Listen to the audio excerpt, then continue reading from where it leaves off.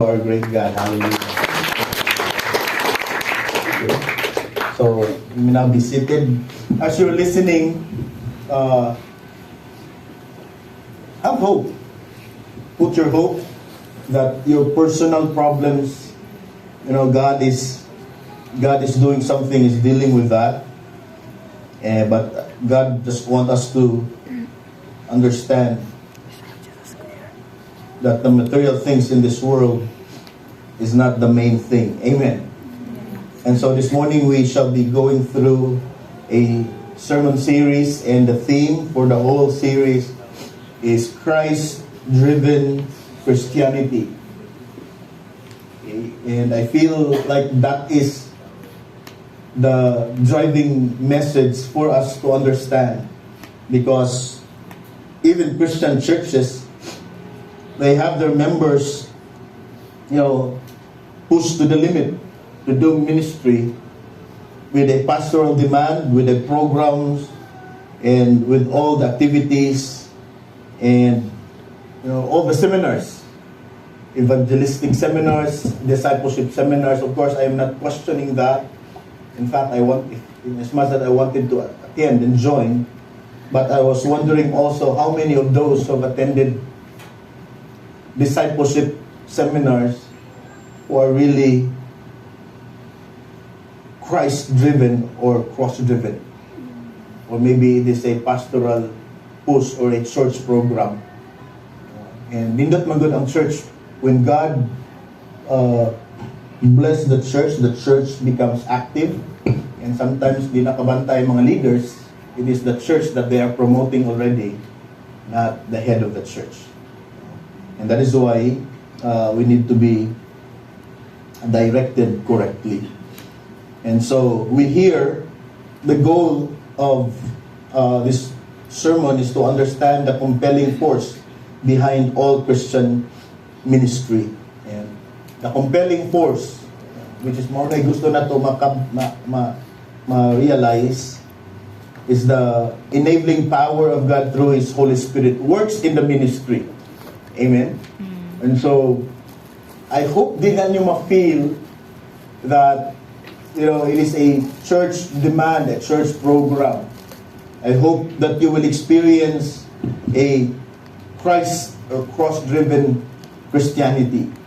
And cross-driven Christianity derives from our adoration of Christ's salvation, about the cross, then our appreciation of the work of the promised Holy Spirit in our ministry, with a looking forward to a glorious future that we will be with the Lord forever. Amen? Amen. And so I have entitled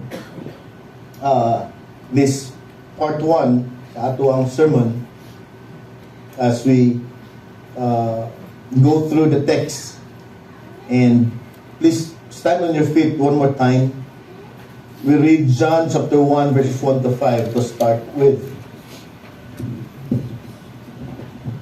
And actually the whole chapter 13, 14, 15, and 16 is the coverage of this sermon series. And so in verse 1 it says, "It was just before the Passover feast. Jesus knew," come on, read it together. "Jesus knew that the time had come for Him to leave this world and to go to the Father. Having loved His own who were in the world, He now showed them the full extent of His love." Verse 2, "The evening meal was being served, and the devil had already prompted Judas Iscariot, son of Simon, to betray Jesus. Jesus knew that the Father had put all things under His power, and that He had come from God and was returning to God. So He got up from the meal, took off His outer clothing, and wrapped a towel around His waist. After that, He poured water into a basin and began to wash His disciples' feet, drying them with a towel that was wrapped around Him."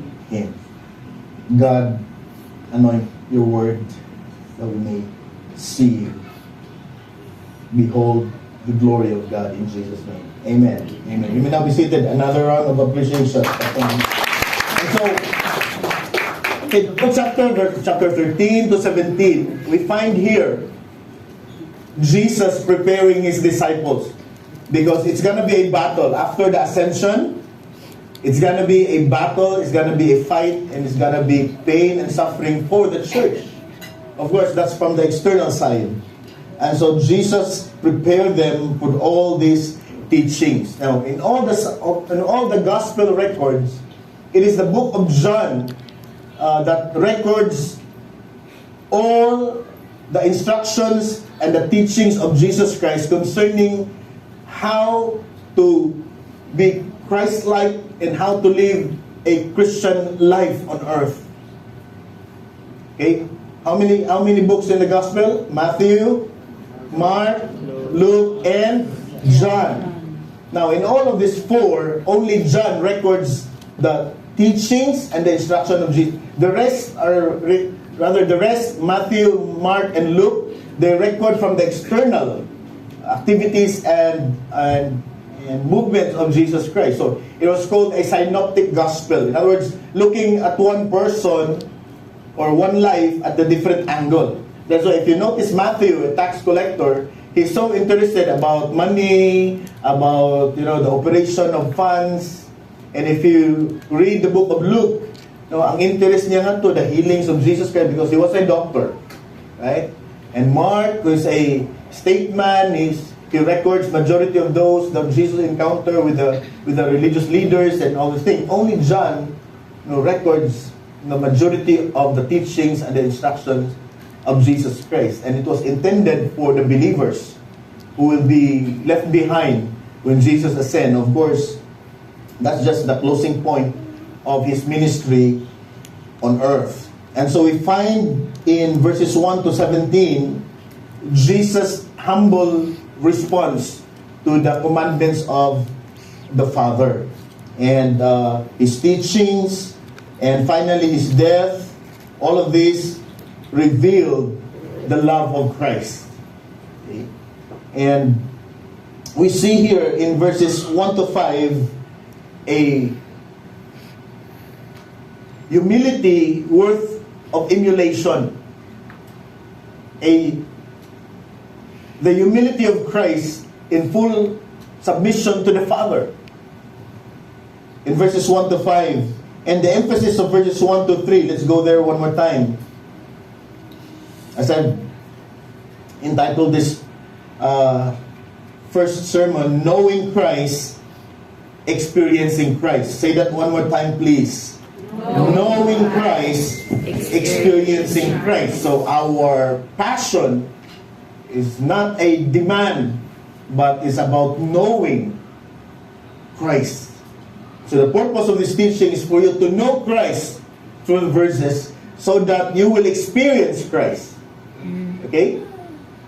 If you don't understand Christ correctly, you will not experience Him correctly.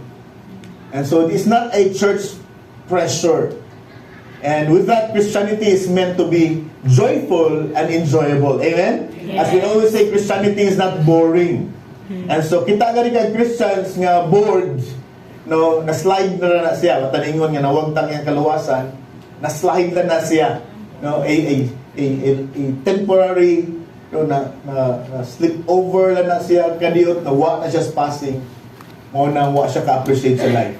Every moment in this life is actually a life of joy in Christ Jesus. Amen? And of course, we cannot perfect that by experience, but at least when you have a correct understanding of who Christ is, you will experience, Christ in the real way. And so the emphasis of verses 1 to 3, as we go through one more time, it was just just before the Passover feast. Jesus knew that the time had come for Him to leave this world and where? Go to the Father. Having loved His own who were in the world, He now showed them the full extent of His love, which I will expand in a little while. Verse 1, 2, the evening meal was being served, and the devil had already prompted Jesus Iscariot, son of Simon, to betray Jesus. Look at verse 3. Jesus knew. Say, Jesus knew. Jesus knew. So nahibawan si Lord why He was so passionate in fulfilling His calling. Jesus knew that the Father had put all things under His power and that He had come from God and was returning to God. So the emphasis here is on what our Lord knew. Kung sa may naibawaan sa atong Ginoo while He was on earth, what was He so passionate of and what was He connected to always while He was here on earth. In fact, He had more time in devotion and communication and communion with the Father in comparison to doing ministry. And so the emphasis in verses 1 to 3 is what our Lord knew. Unsa may naibawaan ni Jesus? Okay, in context, Jesus knew that the Father had put out all things under His power. So Jesus knew everything, that, everything is in control. Amen? And the emphasis of verses 4 and 5, let's go there. So He got up from the meal, took off His outer clothing, and wrapped up a towel around His waist. After that, He poured water into a basin and began to wash His disciples' feet, drying them with the towel that was wrapped around Him. And so the emphasis in verses 4 to 5 is on what our Lord did. Okay, here's the point. What the Lord knew about His purpose on earth, that is what He did. In the same sense, kung unsay nahibaw-an nato while buhi pa ta on earth as Christians, mauna ato ang passion, mauna ang atong buhaton. Is that clear in Cebuano? Klaro ba? What we know about our purpose on earth as a Christian, that is our mission. That is our purpose, and we are to fulfill it, not grudgingly, not whining, not complaining. Because the commandments of the Lord, as 1 John says, the commandments of the Lord are not, are not burdensome. Yes. And so, it is to be enjoyed. And so, Jesus knew that His time has come. Jesus knew exactly and emphasized that He lived on a heavenly timetable. Now, are we having that kind of understanding that nakaschedule lang ta? Yes. Amen? We are on a schedule. Our problem is we do not know. Jesus knew. But we do not know kanun atama tsugi. Kanun sa tama tingba.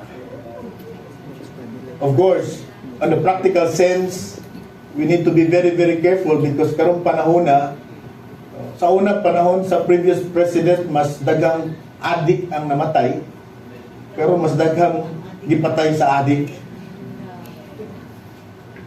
In other words, our time today is dangerous. Amen? And we are not exempted.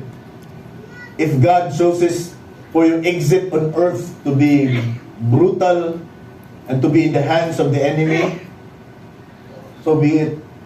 May God be glorified in that way. He owns our timetable. Right? In John chapter 2 verse 4, Jesus said, "Mine hour is not yet come." In chapter 7 verse 30, His hour was not yet come. In John chapter 8 verse 20, His hour was not yet come.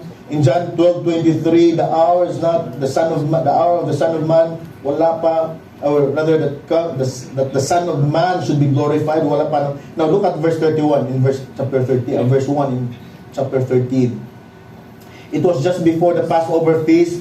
Jesus knew that the time had come for Him to leave this world and go to the Father. And in John chapter 17 verse 1, after Jesus said, He looked towards heaven and prayed, "Father, the time has come. Glorify your Son, that your Son may glorify you." So in context, what was this divinely hour, or what was this divinely or divine time referring to?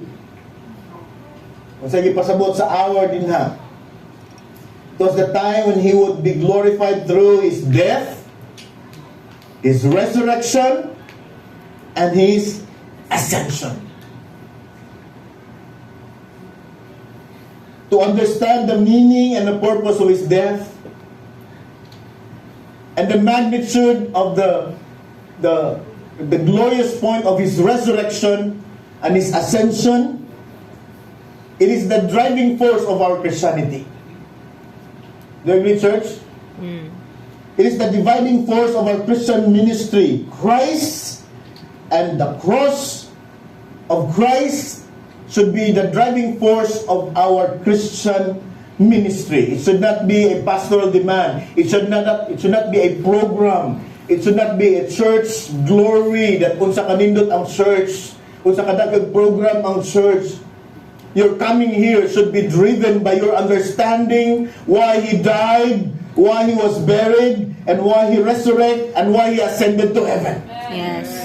And if you have a clear understanding of that way, you have a cross-driven Christian journey. In other words, you will not be affected by circumstances. Yes, you will cry in pain. Muhila ka sa problema, I tell you. But you will not be destroyed. Yes. Amen?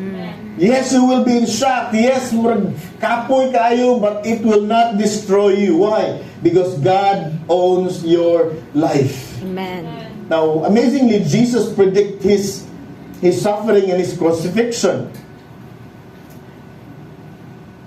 And even predicted who will deny Him or who will betray Him.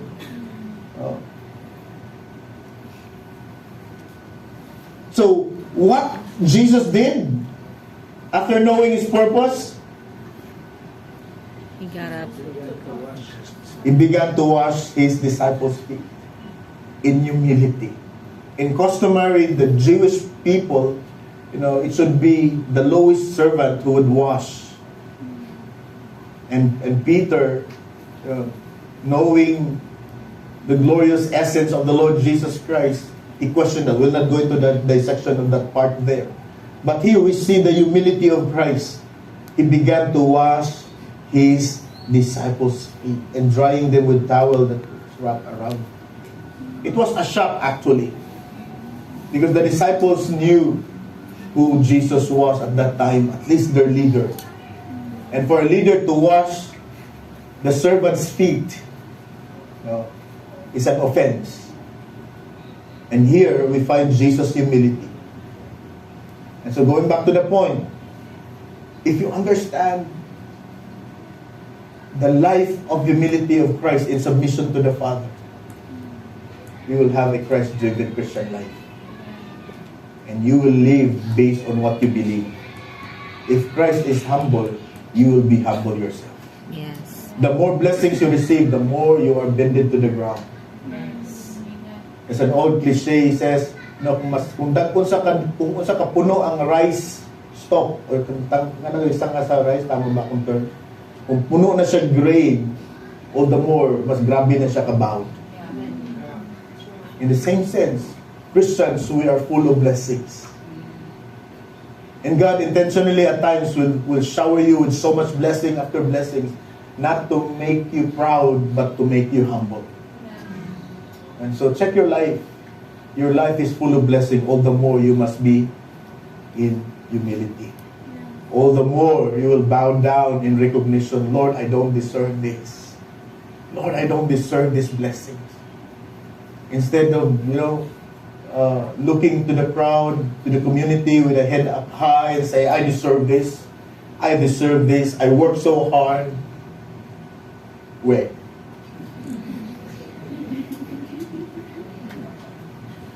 Looking at Christ's humility, maulaw ka. Mambugiro ka. That's why we sang a while ago, I will boast in Christ alone. Amen? Amen. And so check your life, church. There's so many blessings. In fact, blessings are coming. But do not underestimate also the disciplinary blessings of God. God will allow trials and punishment as well to wake us up. And so, Jesus predict His suffering and crucifixion and burial and ascension. And church, know this. The gospel truth of Jesus Christ is the very driving power of our Christianity. Amen, church? That should be our focus. Yeah.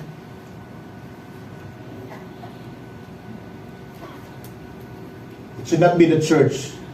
Should not be a church program. Should not be a church glory. Now look at verse 1 again.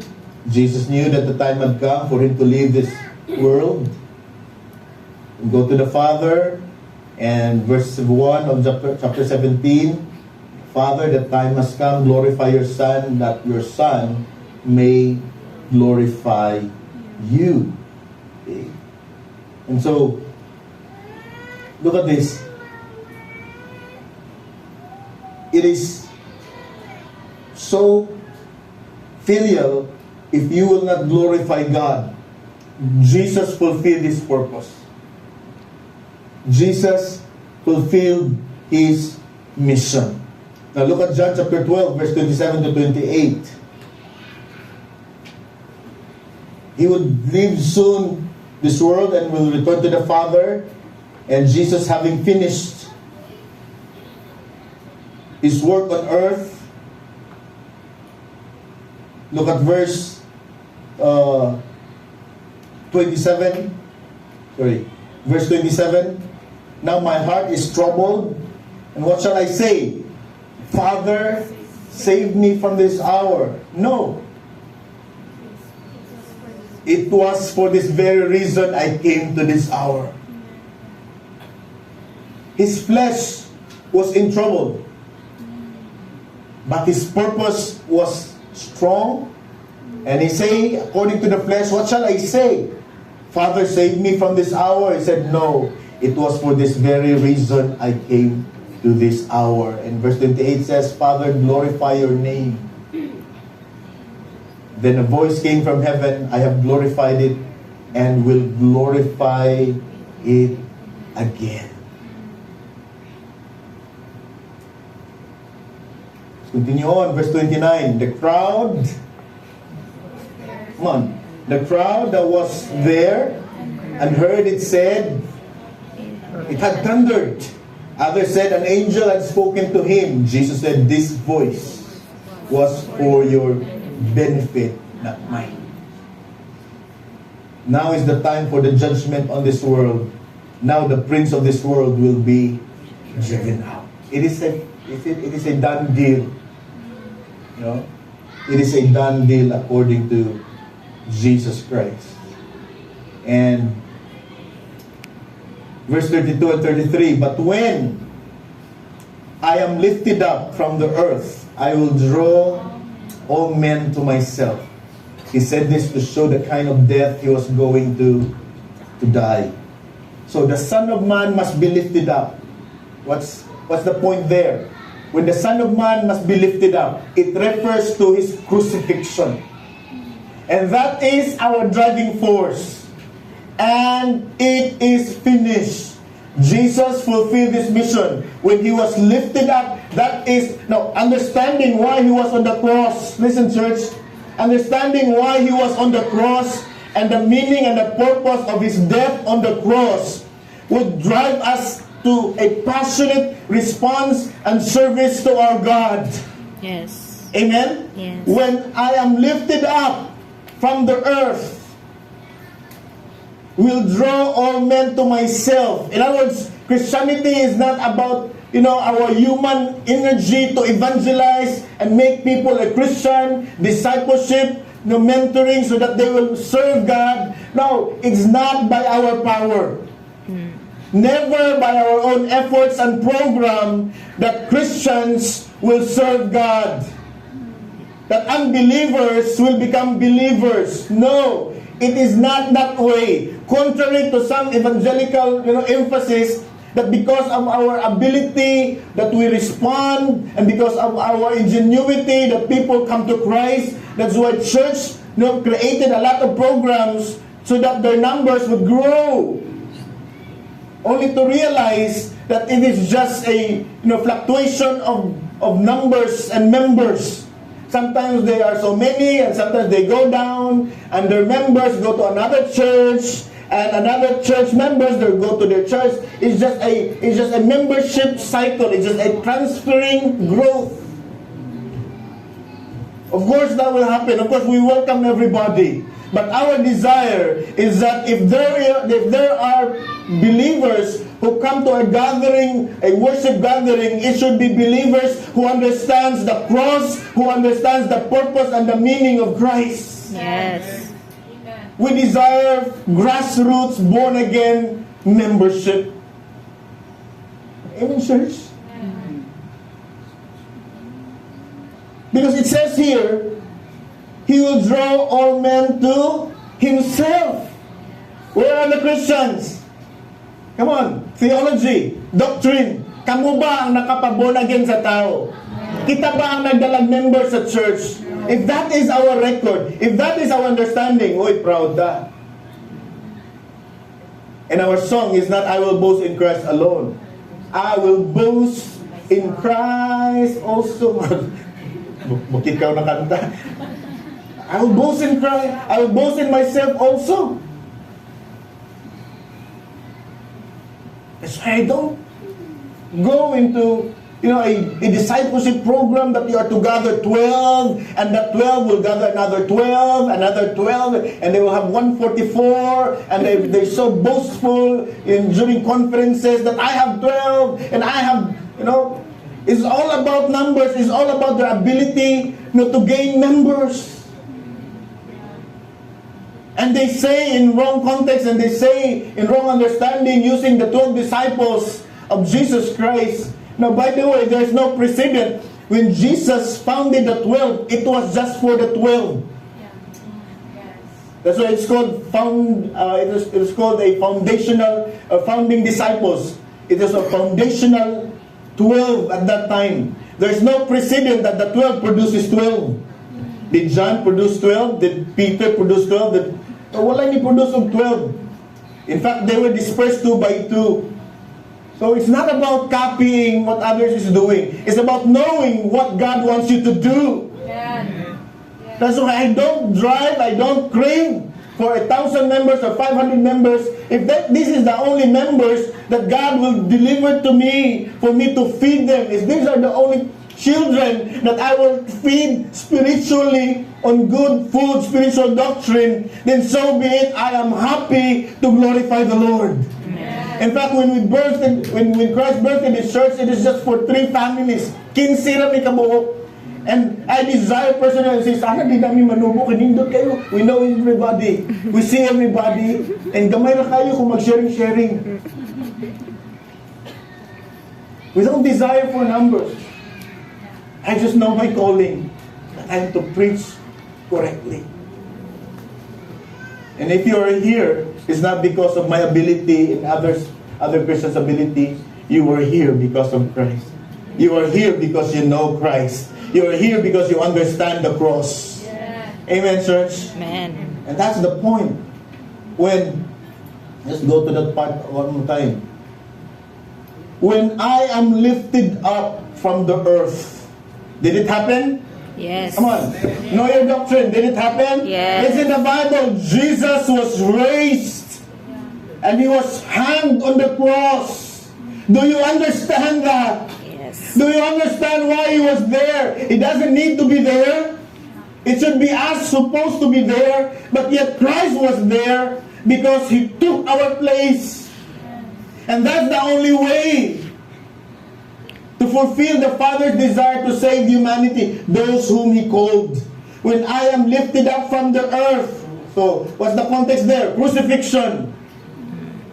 What will happen? He will draw all men to myself.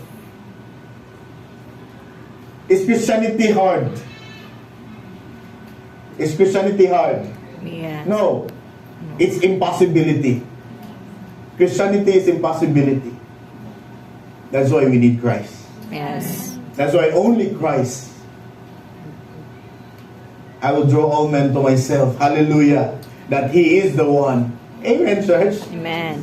So what's our part? What's our role? What's our purpose of existence? To glorify the Lord. Amen. To magnify the Lord based on our correct understanding of who He is and what He has done. Kana lang. And that truth will be embedded in our minds and in our hearts. That truth is actually power, as the Word of God says. The gospel is the power of God unto salvation. Yes.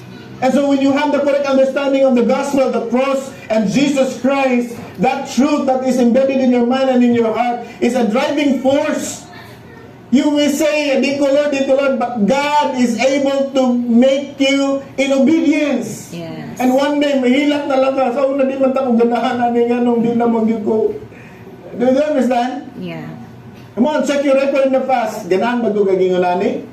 Ganahan kay Bible? No, luod man ni para nimo. In fact, critics ka sa una. Tama ba? Di ka luod ni mga born agains. Mga ambugiro, luwas na kuno sila. And now, ikaw na po ang ikaw na po ang gilo, ikaw na po ang gisaway. Ano man? Is it because of you? Is it because of the Christians? Is it because of the pastor? No. It is because of Christ. Amen. And he said this to show the kind of death he was going to die. Right?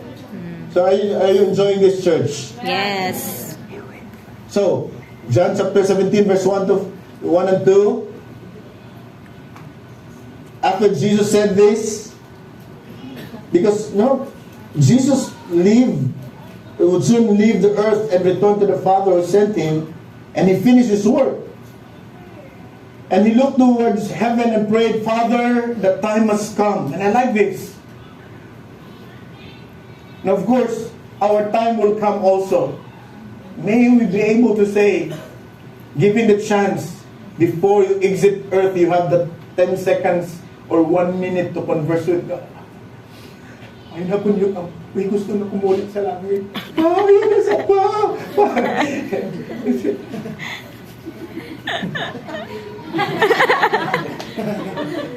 Kinsa gabantay sa tindahan.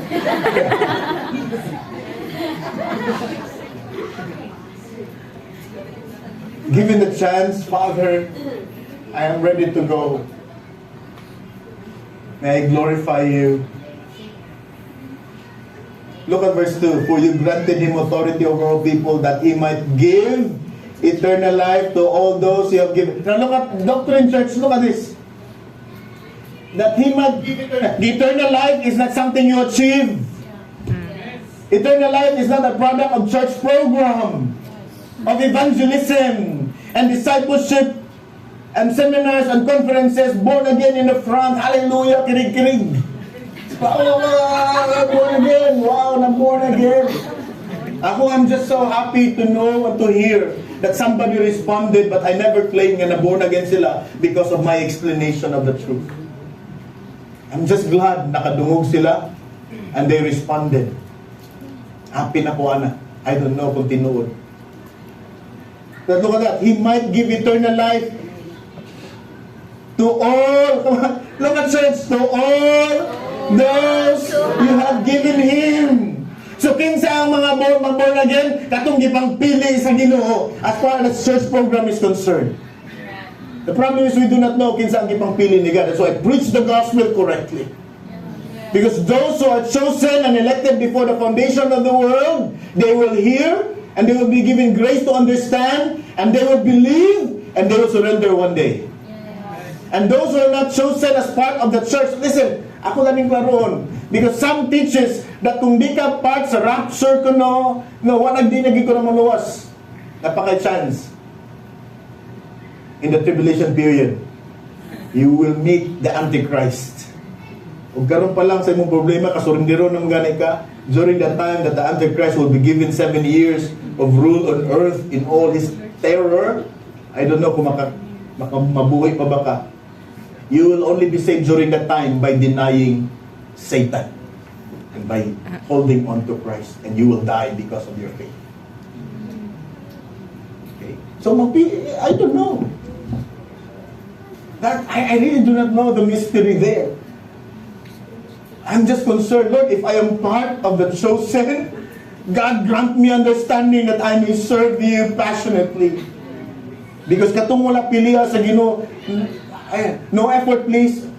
No, ayaw kasakita because they will not believe anyway. Oh, ayun. They will not believe, they will not understand. Pakana na sila, all you want And hugdon na nila na imong pagkaon, they will not understand, they will not believe. They may hear but never understand. The problem is we do not know. That's why just preach correctly. Because those who are chosen, they will believe, and their minds and their hearts will be. So going back to the point, He might give eternal life to those you have given Him. Look at verse 3. Now this is eternal life. Okay, what is eternal life? Some churches, some evangelical teaches that eternal life is when you die. Gusto na namatog langit? Juan? Alam, di pa kayo, Pastor? Aminyo pa po. You want to go to heaven? And they say, are you willing to die? Oh, yes. So what is eternal life? Okay, let's have a doctrinal interpretation and meaning of what eternal life is. Eternal life, how do you know that you have eternal life? How do you know that you have eternal life? That they may know you. You will know that you have eternal life because you love to know. You love to know Christ and Christ alone, what He did on the cross. You love to know that who can someone yung Ginoo. That's how you know that you have eternal life. So who is eternal life? Jesus. Jesus Christ, whom you have sent. I have brought you glory on earth, talking to the Father, by completing the work you gave me to do. And now, Father, glorify me in your presence with the glory I had with you before the world began. That's why Iglesia ni Cristo, Mormons, and others who deny the deity of Jesus Christ, they are seriously wrong in naming that Jesus Christ is just man. He was God, in a flesh for a purpose. Because Jesus Christ was with God. Who is God again? Theology. Who is God? God means? Source. He is the Father. He's the beginning of everything. He's the source. So Jesus said, and now, Father, glorify me in your presence with the glory Do you understand basic English? With the glory I had with you before the world began. In other words, Jesus Christ was in existence already before everything was created. Yes. And how dare these people saying that Jesus is just a man and that He is not God? He's inferior to the Father because Father is greater and the Son is lower. You don't understand. But we understand by grace. Yes. That Jesus is the Son of God. He came from God. And He is God as He was God when He appeared on earth. Making a point out of this. When in a human point of view it means suffering. But in a divine point of view it means glory. The death of Jesus Christ is not a defeat. It is a victory. Amen? Amen? Give the Lord a clap of praise, church. I love that. I love the truth. When the servant of God, just because Jesus knows exactly who He is. Jesus knew exactly the full authority that was given to Him while He was on earth. And knowing His purpose, knowing His design, knowing His mission. Here's the point. When the servant of God is in the will of God, he is immortal until His work is done. Let me repeat that one more time. That's why Jesus Christ during His time, bisa kapila siya planuhi patyon. Go on, you know the story, right? And even before the lineage, the linkage of birth, from Abraham to Mary, Satan tried to hinder that, nga di gid matao ang Jesus, ang Son of God, or ang Emmanuel, nga di gid matao. And to the point when Jesus was born, Herod tried to kill Jesus. Here's the point, church. When you are living with your purpose, no Satan can kill you. Amen? I'm not saying na di ka amay makadlo. Kuyawan ka, but kung di pa yun nimo schedule, you will not die. Amen? Amen? Does that bring encouragement also?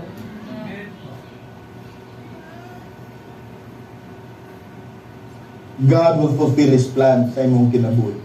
Another thing, Jesus knew also that Judas would betray Him. Quickly, Satan entered Judas. Okay?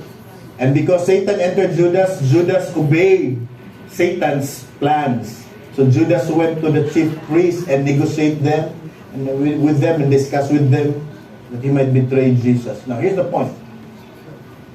Can Satan enter a life of a Christian? Genuine Christian na, I mean, not membership Christian ka ng Christian. Can Satan enter a genuine Christian? No. No. Judas was not a believer. And that is why Satan can possess, oppress, even enter. Judas was not a believer. Making a point out of that, you can be in a church all you want, being a leader, part of the ministry, but if you're not really a Christian, you will not survive. Now, just to establish my point that Judas is not a believer. The Spirit gives life. The flesh counts for nothing. The words I have spoken to you, Jesus said, are spirit and they are life. Look at verse 64. Yet there are some of you who do not believe. For Jesus had known from the beginning which of them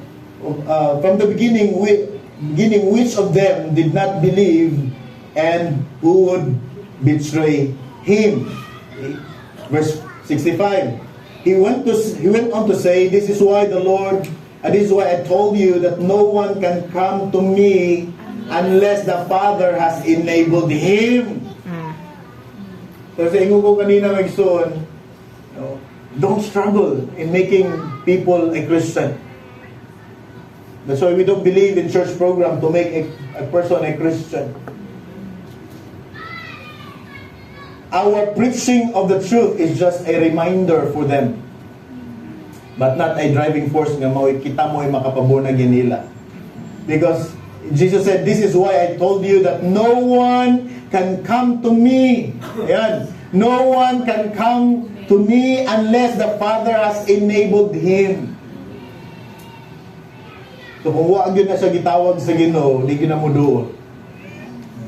So ayaw ugsay mong kaugalingon to the point na you will feel inferior because wala pa kayo na disciple. From this time, many of these disciples turned back and no longer followed him. And look at this, Jesus asked the 12, you do not want to live to, do you? Kita kag Christian nga nawa sa church. Gusto ba ka mabiya po? Jesus asked the 12. Look at this. I love this. Simon Peter answered him, Lord, to whom shall we go? What we kanta ni Stuwena kanina, di ba? Where else can we go, Lord? Asam sa ta, kung surrender to aming atong Christian life, asap sa tapadong. Di ba? Asam sa tapadong without Christ. And Peter said, Lord, to whom shall we go? Kaya i-challenge na sila ni Lord. Come on, kailangan mo mubiha. You don't want to live, do you? And Peter said, Lord, to whom shall we go? You have the words of eternal life. Christians, are you listening? Yes. Why you will not leave church? Why you will not give up on your Christianity? Why you are Christ-driven, cross-driven life? You have a cross-driven life. Why? Because you can only hear the words of life through the preaching of the Word. Yes. Through Jesus Christ. Amen. Kung wala ka sa Bible, asa man yung paminahon? Asa man yung paminahon? Sa sabungan? Sa madyungan?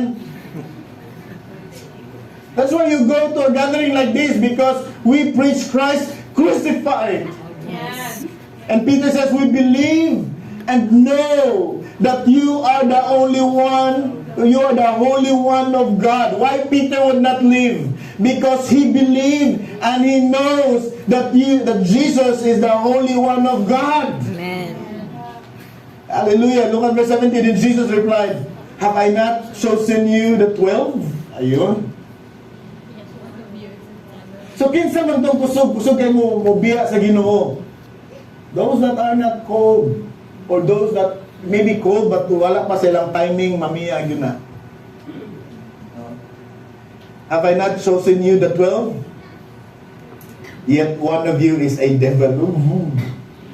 Of course, no, it's wrong for us to say na ay devil din eh.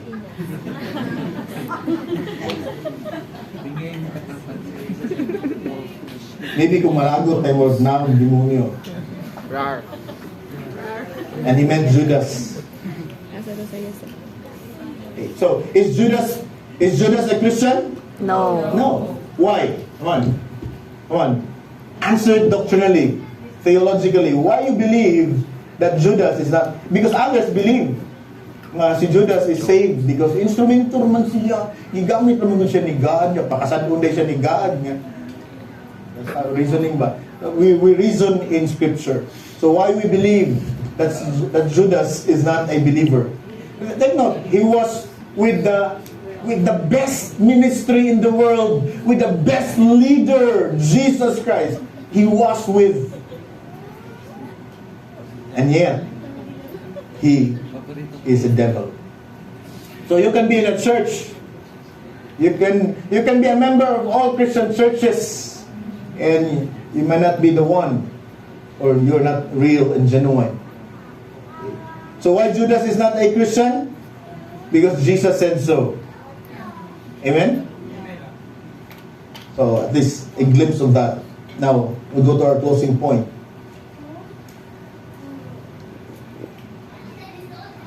This is a reminder for us. Let me drive Matthew.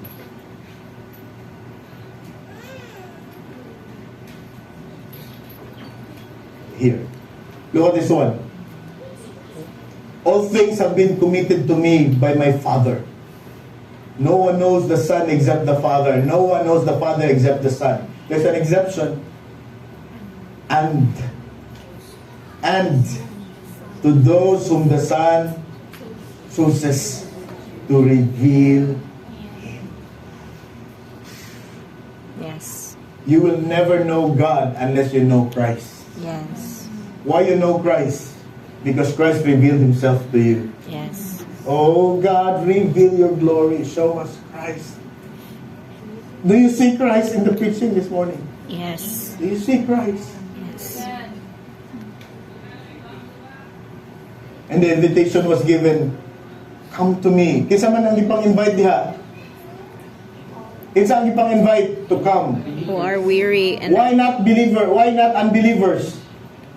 Why not unbelievers? Because unbelievers will not come. Unbelievers will not respond. Unbelievers will not hear. Unbelievers will not discern. They are not invited. But those that are invited because God knows them.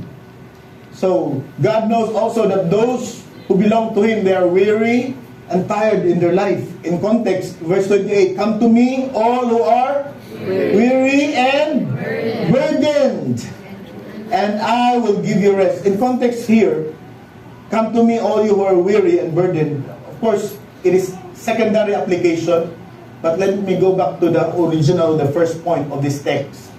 It is for those who are tired during the time when people wanted to go to church in the temple, but they're not allowed because they have no giving, they have no alms, they have no offerings, they're poor. And Jesus saw them feeling defeated because they cannot go to the temple because of the series of requirements, because of the law. They are unable, they are barred in entering the temple. And they're so tired and thinking, because for them not to be in the temple is not to be with God. That's the understanding in all the times. And Jesus said, come to me all you who are. That's the context there. Instead of going to church, rather, instead of having a thought that to be part of a church, to be part of an organization, no, it goes straight to Christ. Because if you are in Christ, for sure you will be part of a church. But you can be part of the church and yet not part in Christ. yeah. Amen, amen? Yeah. Come to me, all you who are weary and burdened, and I will give you rest. Let me go to the shallow secondary application of that. If you are here this morning and you're so tired and you're struggled in life, even though following Christ, so many problems left and right that God allowed, don't go to the pastor. The pastor cannot help you. Don't depend your life on the church. Go straight to God. You have the invitation. You will not be barred an entrance there. When you cried out, hilak lang ka nga to. Look at ka. I'm so tired. Kapoy na to. So come to me, all you who are weary and burdened, and I will give you rest. Amen. Leo Valdez sang that in a wrong meaning, understanding. And he said, come to me, all of you who work. Diba, nindot ang song, diba? Yeah. And he said, cast your burdens upon me, those who are heavily laden. Come to me, all of you who are tired of carrying heavy load.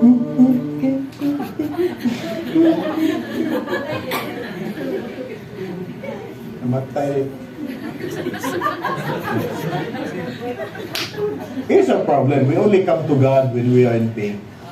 Of course, God will not deny you. God will not reject you when you come to Him.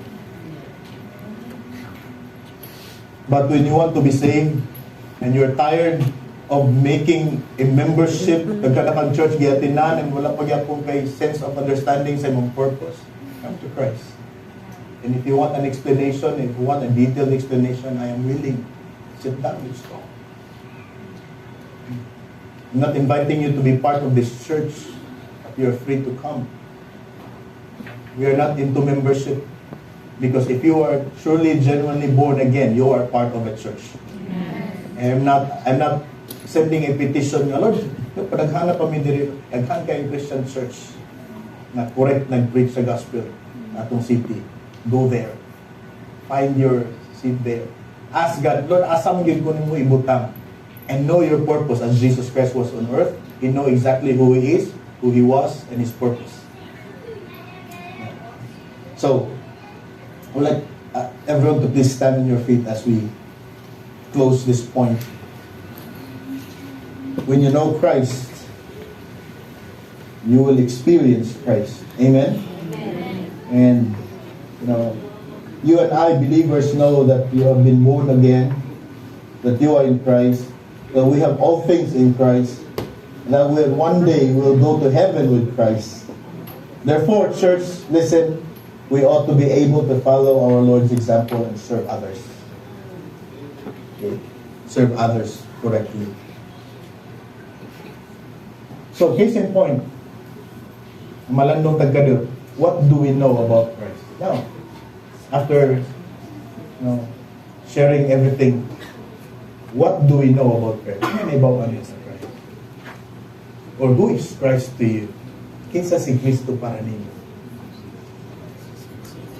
And if you know Him correctly, you will